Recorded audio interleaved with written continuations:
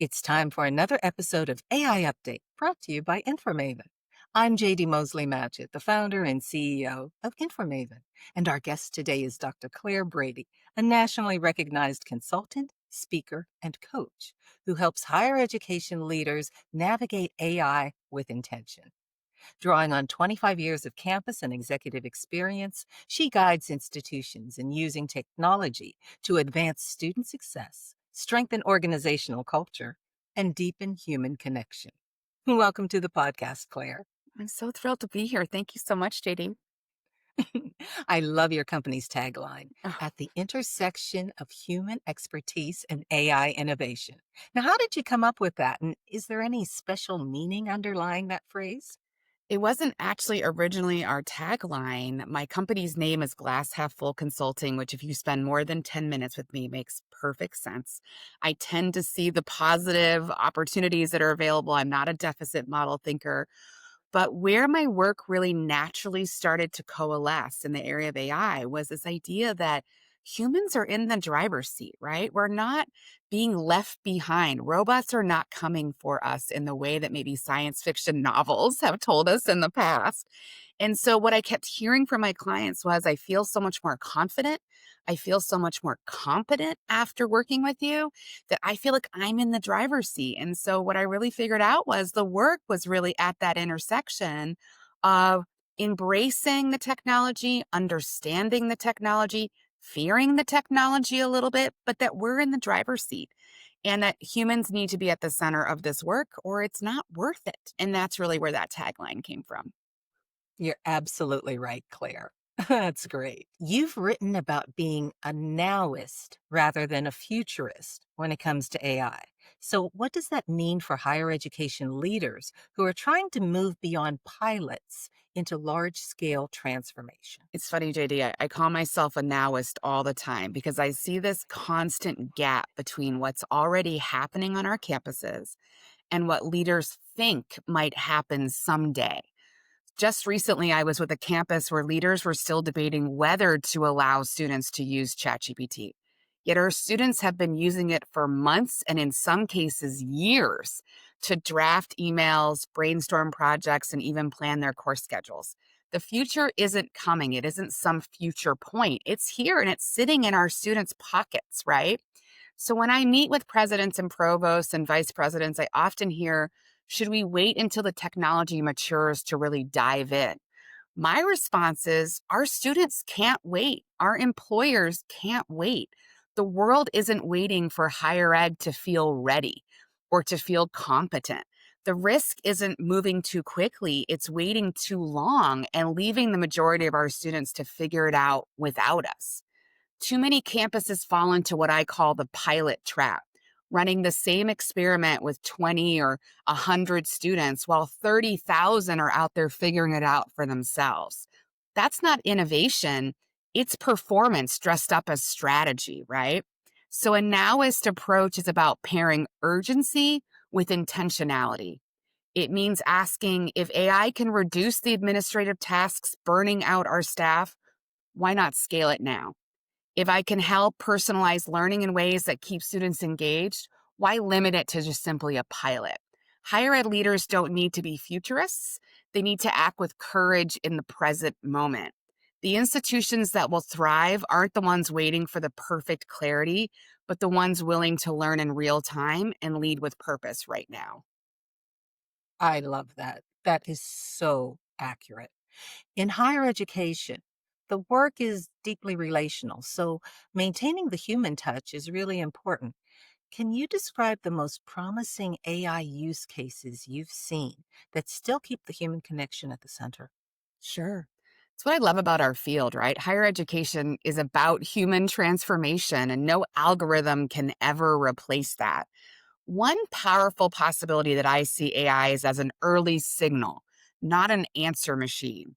Imagine a system that reviews early coursework and quietly alerts an advisor that a student might be struggling.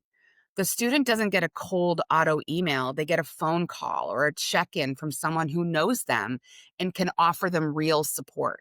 The technology makes the space far more caring and much more open and available to human conversation. Another example, an AI powered chatbot that handles the late night, what time does the library close questions, but then instantly routes anything sensitive like mental health concerns to a human professional. The bot isn't the advisor or the counselor. It's the triage support, making sure the right person shows up at the right time for the student.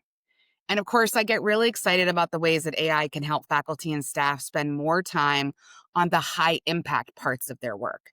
If a professor can have AI generate practice problems tailored to each student's needs, that frees them up to use class time for the kind of relationship driven learning that we know works and draws many of us to this work in the first place.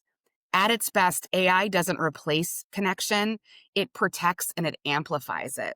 So when we design with intention, AI becomes less about replacing people and more about restoring their capacity to do the human work that matters most to us. Well said. Okay, you've worked with a lot of leadership teams. Mm. Are there any cultural or organizational barriers that you've noticed most often get in the way of meaningful AI integration?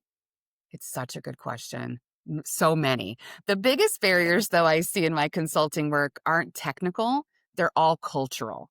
Higher ed is steeped in traditions of deliberation, consensus, shared governance.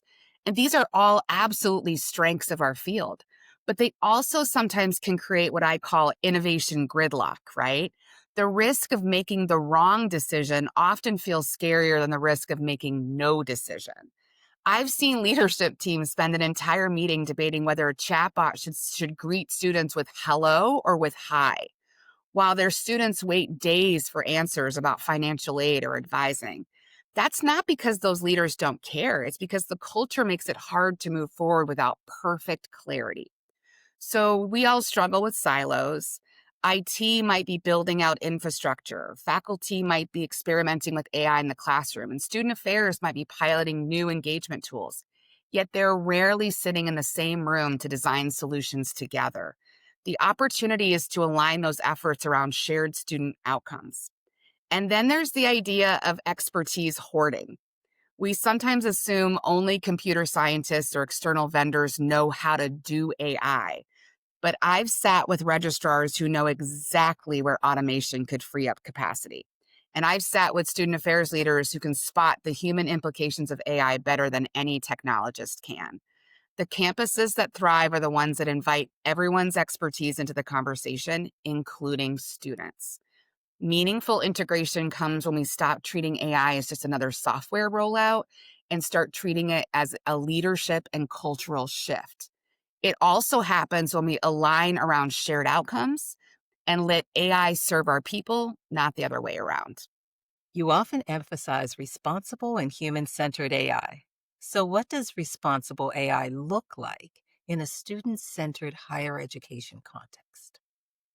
For me, this is really personal. As a first generation college student, I know what it feels like when the system wasn't necessarily designed with my experience in mind. That's why I believe responsible AI has to be about learning and empowerment. It starts with a simple question I always ask leaders: would I want this for my own kid? Would I want this for a kid who I care about? If a predictive model tells us someone might be struggling, the goal shouldn't be to limit their options. It should be to open the doors wider, connect them with a mentor, or proactively provide resources before they fall behind. Responsible AI is also about transparency and trust. Students deserve to know when they're interacting with an AI, and they should understand how it works, where the data comes from, and what safeguards are in place. If we can't explain it in plain language to a first year student, we probably shouldn't be using it with them. And then there's the all important digital literacy, AI literacy, whatever you want to call it. It isn't just a tech skill, it's a matter of ethics and values. Not every student arrives on campus with the same comfort level, confidence, or access. Responsible AI means ensuring all students, not just those with the resources, are equipped to use, critique, and create with these tools. So when we design responsible AI systems that are transparent, ethical, and student centered, we're not just avoiding harm, we're making higher education more human, more caring, and more aligned with our mission and with our values. Let's do some crystal ball gazing. Ooh. What excites you the most and what concerns you the most about the next phase of AI in higher education? My company's name is Glass Half Full, so you know that I'm going to start with my concerns and end with my hopes. What worries me is what I call the automation assumption, this belief that if AI can do something, then it automatically should. Just because AI can grade essays or manage advising conversations doesn't mean that's the best use of the technology or the best way for us to serve students. And yes, the vendor pressure right now is real. Every ed tech company has slapped AI powered on their marketing materials. And I see institutions making $1 million, multi-million dollar decisions based on very short demos instead of aligning with their mission. At the same time, though, I don't want us to miss out on the many opportunities that are in front of us. So, some of the things that excite me, we're finally asking the right questions. 5 years ago, we were still debating whether online education was real. A year ago, we were stuck in this conversation about AI tools and academic integrity and cheating issues. And today, we're asking how can AI make higher ed more personalized, more accessible, and more human centered? That shift in mindset is so powerful. I think about what's possible on our campuses. Imagine AI helping design flexible course pathways for working parents and adult learners, or a mentorship matching tool that connects first year students with alumni who share their career goals, setting the stage for meaningful relationships that boost retention and belonging. Or a multilingual AI tutor that helps students learn in the language that feels most natural to them. These scenarios are more than just tech upgrades. They're about creating environments where students feel seen, supported, and set up to thrive. And that's why, despite the very real challenges, I'm more hopeful about higher education's future today than I ever have been. Far from diminishing our role as educators, AI allows us to focus more deeply on the human connections that matter most in education and the connections that we know help students learn and grow. That's absolutely a glass half full concept. I love it. I love it. Thank you so much for sharing your thoughts about AI and your hopes for its future in higher education. Thank This you. new technology is truly exciting, but I greatly appreciate your focus on keeping humans central to the use of AI within our colleges and universities. Thank you, JD. What a pleasure it is to spend this time with you. And thank you for the work that you're doing. Aw. For more information about AI news and trends that are directly impacting administrators in higher education, please follow InforMaven on LinkedIn and visit our website at informaven.ai.